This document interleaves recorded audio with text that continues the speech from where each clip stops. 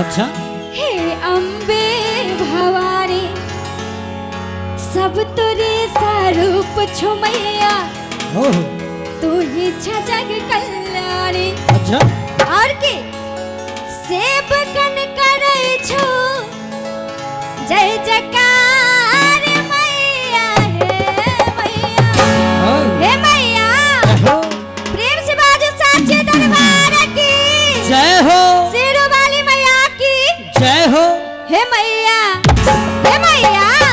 हे मैया भगतन के सुना ले पुकार मैया हे मैया भगतन के सुना ले पुकार मैया कहे कि गाना तोरा ले अम्बे भवानी सब तेरे स्वरूप छो मैया तू जग कल्याणी। सेवकन करे छो जय जयकार मैया हे मैया हे मैया भगतन के सुना ले पुकार मैया हे मैया भगतन के सुना ले पुकार मैया। क्या बात है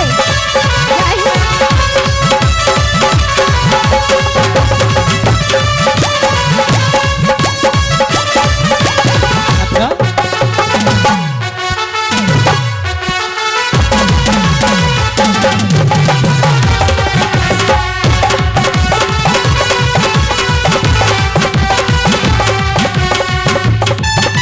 बहुत बढ़िया। ये हो राहुल, क्या बात है बेटा?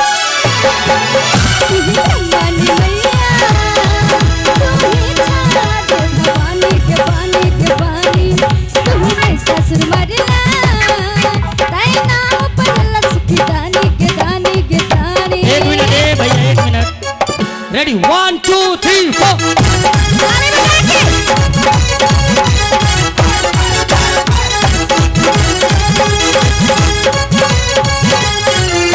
तू ही भवानी मैया तू ही छाड़ भवानी तू ही ससुर मरला ताई नाम पर सुखी दानी। बारदर सैला दरबार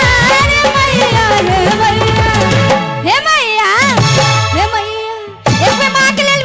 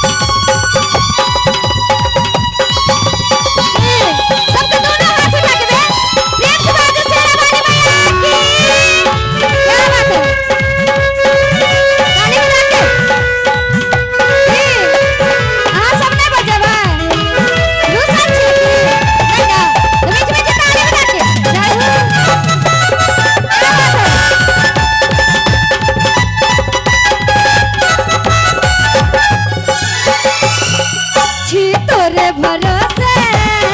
तोरे ना पर अच्छी आशा के आशा के आशा एक तू ही बुझै छा अपन बेटी के भाषा के भाषा के भाषा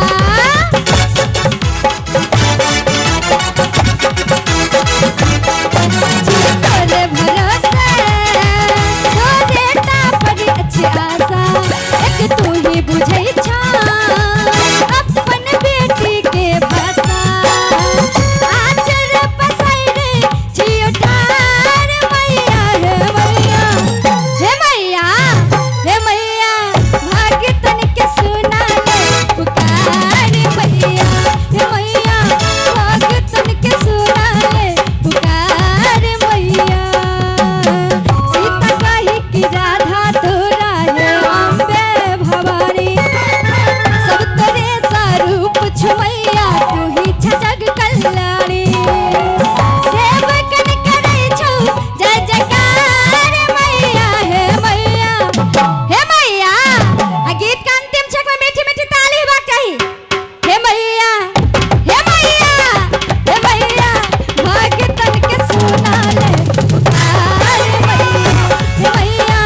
भगतन के सुना ले पुकार मैया हे मैया भगतन के सुना ले पुकार मैया हे मैया भगतन के सुना ले पुकार मैया हे मैया भगतन के सुना ले पुकार मैया हे मैया भगतन के सुना ले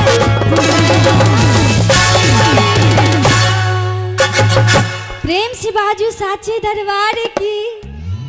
सिरों वाली मैया की